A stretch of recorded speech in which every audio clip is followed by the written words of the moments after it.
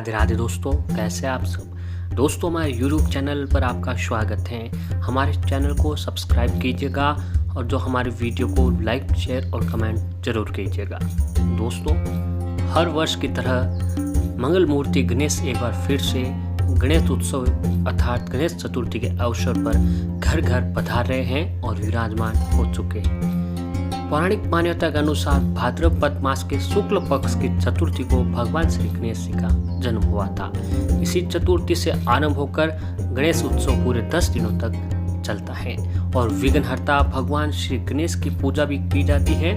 गणेश चतुर्थी के अवसर पर घरों में छोटी बड़ी प्रतिमाओं के अलावा कहीं बड़े स्थानों प्रमुख स्थानों पर भगवान गणेश जी की बड़ी बड़ी प्रतिमाएं स्थापित की जाती हैं, जिनका लगातार 9 दिनों तक विधि विधान से पूजा की जाती है और 10 दिन के बाद अनंत चतुर्दशी के दिन पूरे जोश के साथ गणेश प्रतिमा को तालाब इत्यादि किसी भी जल स्रोत में विसर्जित कर दिया जाता है।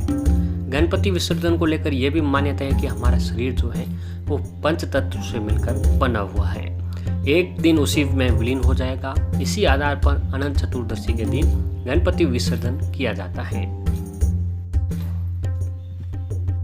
भगवान गणेश को बुद्धि, समृद्धि और सौभाग्य के देवता और मान्यता है कि गणेश चतुर्थी पर गणपति बापा की पूजा करने से वे भक्तों के सारे कष्ट हर लेते हैं। सच्चे मन से अगर उनकी पूजा की जाए तो शुभ लाभ की प्राप्ति होती है और समृद्धि के साथ धन धान्य में वृद्धि होती है।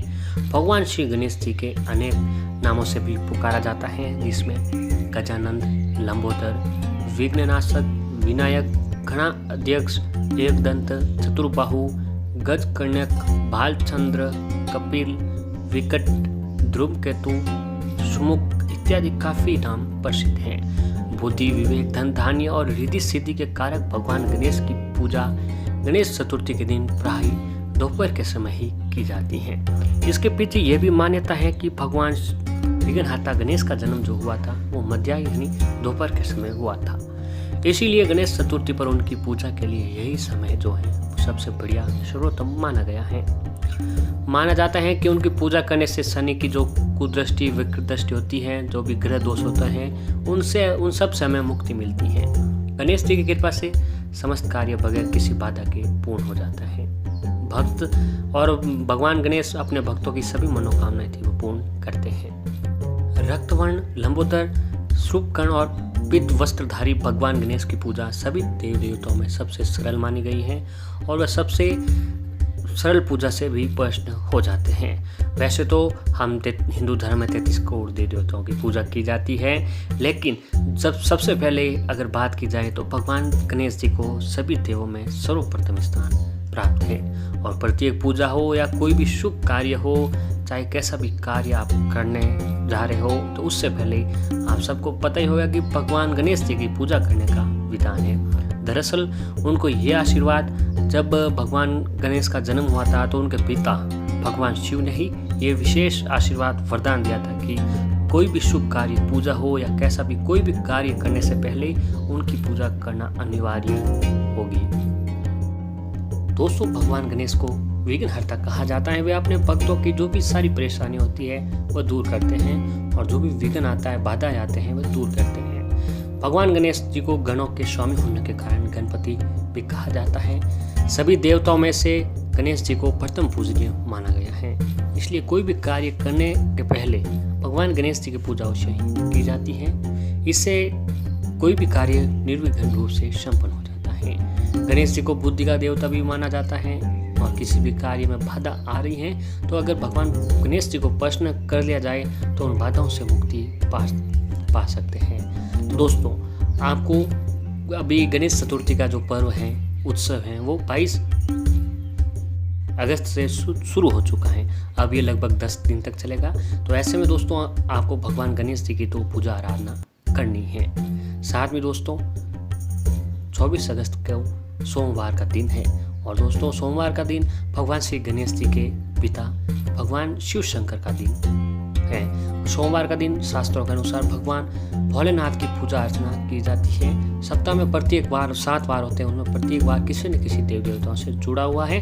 ठीक उसी प्रकार जो सोमवार का दिन होता है वो भगवान भोलेनाथ का दिन माना जाता है। तो ऐसे ही दोस्तों इस सोमवार के दिन अगर आप कुछ शास्त्रों में बताए गए कुछ विशेष उपाय करते हैं तो भगवान भोलेनाथ आपकी सारी परेशानियों को अंत मिनटों में कर देते हैं। भगवान शिव को भोले भंडारी कहा जाता है। वे अपने भक्तों की सभी मनोकामनाओं को पूर्ण करने वाले देव माने गए हैं। भगवान शिव की जो पूजा विधि बेहद ही आसान होती है। भगवान भोलेनाथ को उनकी प्रिय वस्तु का भोग लगाने मात्र से ही व्रत का पूर्ण फल प्राप्त हो जाता है। और ऐसे में दोस्तों भगवान भोलेनाथ के सच्चे भक्त होते हैं वो सोमवार के दिन व्रत अवश्य ही रखते हैं। सोमवार को व्रत रखकर कहीं कामनाओं संग भगवान शिव की पूजा भी करते हैं। पर अगर आप व्रत नहीं रख सकते हैं तो आप सोमवार के दिन भगवान शिव की पूजन से उन्हें खुश कर सकते हैं। और ऐसे ही दोस्तों अगर आप सोमवार के दिन भगवान शिव का सबसे प्रश्न करने का जो सबसे मस्त उपाय है, बढ़िया उपाय है दोस्तों, वह ये है। इसको करने मात्र से आपके ऊपर भगवान भोलेनाथ की कृपा बनी रहेगी।